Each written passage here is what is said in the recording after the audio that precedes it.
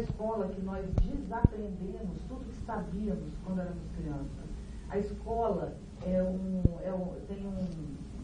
me lembrei agora de um texto que fala da terra, Soldados de Cristo na Terra dos Papagaios, que mostra como que os portugueses, quando chegaram no Brasil, fizeram aldeamentos indígenas, e para fazer com que aqueles indígenas adquirissem o pensamento cristão, eles primeiro desnudavam, né? Tiravam a cultura. Então, tiravam a roupa, a pintura, desfaziam aquele corpo para depois tornar esse corpo cristão. Isso era uma técnica de aldeamento.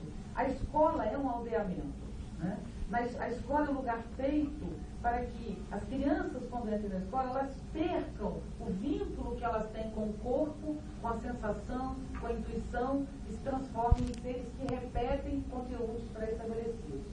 É um processo de desautorização e reconstituição de um modelo. Então, pensa o que significa a escola. A escola brasileira, ela tem duas grandes características.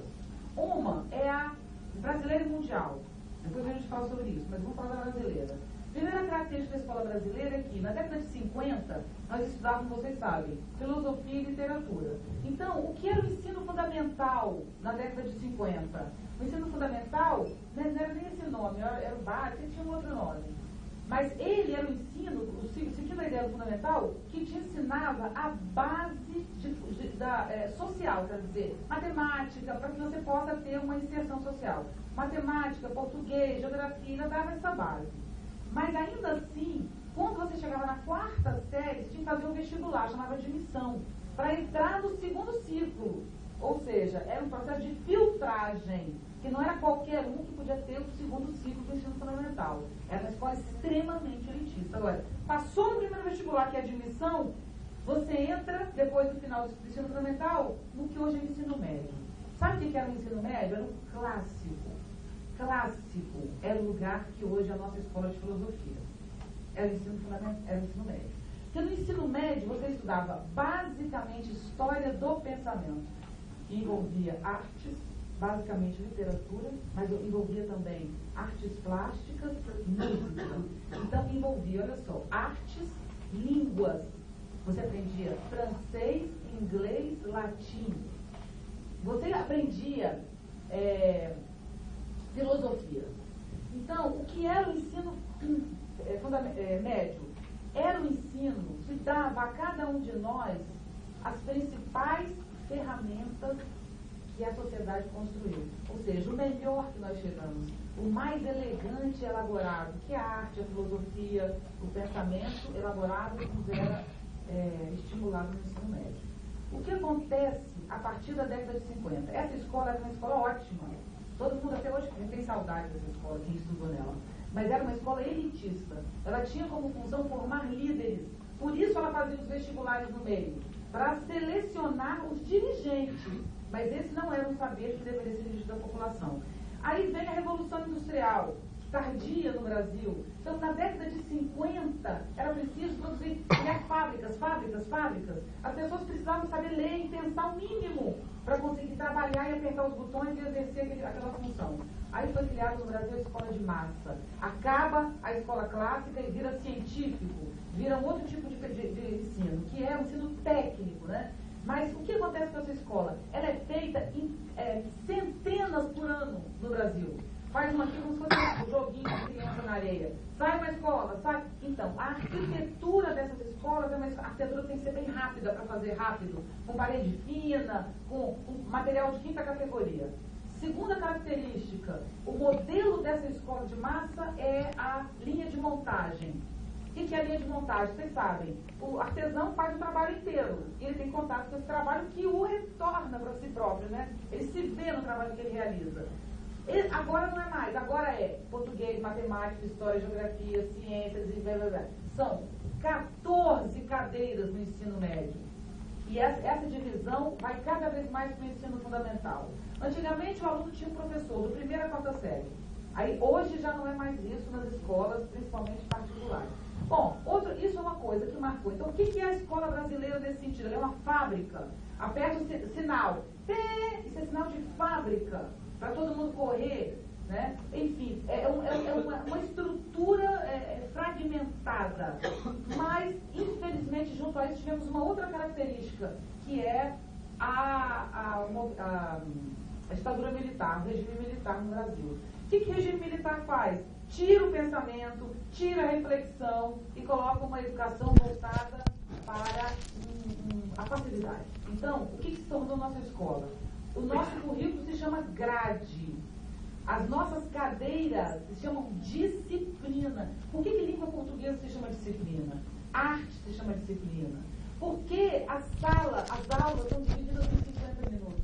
Qual a razão de ser dessa divisão? Qual é a lógica que estrutura um currículo? Absolutamente nenhuma.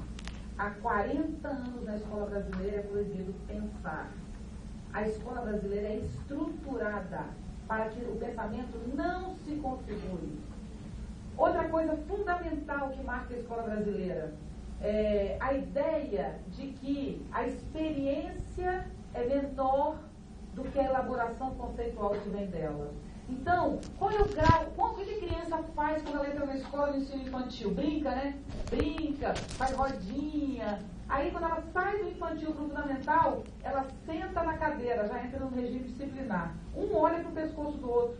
Uma criança só vê o pescoço da outra. O máximo que ela encontra é no recreio, 15 minutos. A aula é feita na solidão, não há troca, não há contato, não há afetividade, não há absolutamente nada. E principalmente não há experiência.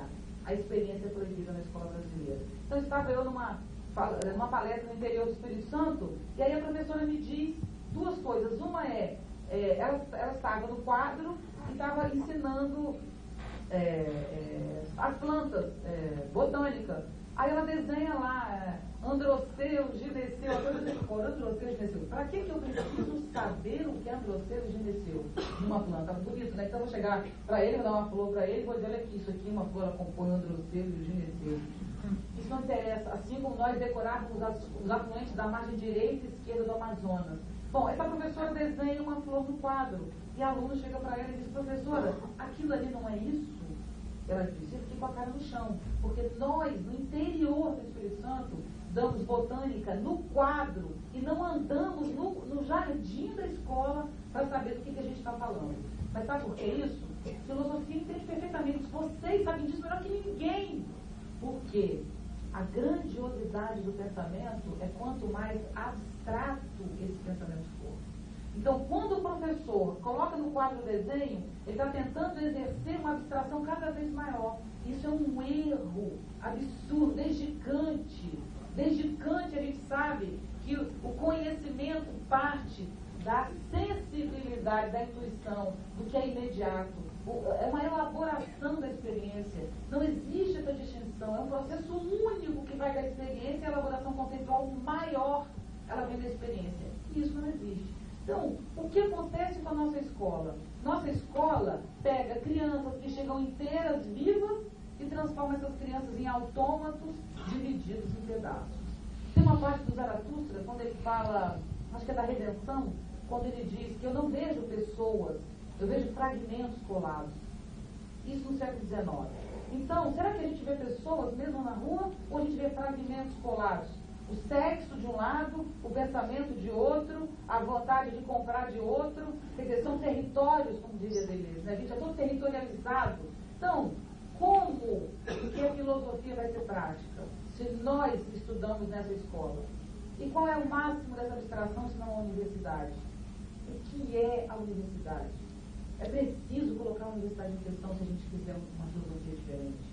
É preciso colocar a universidade em questão se a gente quiser uma educação diferente, uma formação diferente. Como a gente pode lidar com os desafios? Então, quem somos nós? Nós somos seres que passaram pelo ensino fundamental, pelo ensino médio, pela uma abstração que nos quebra o corpo em 1000 pedaços, que nos desvincula da vida e da morte, que nos desvincula da experiência, que faz com que a gente considere a experiência que temos desimportante, não vale nada no processo de conhecimento, de pensamento, de formação acadêmica.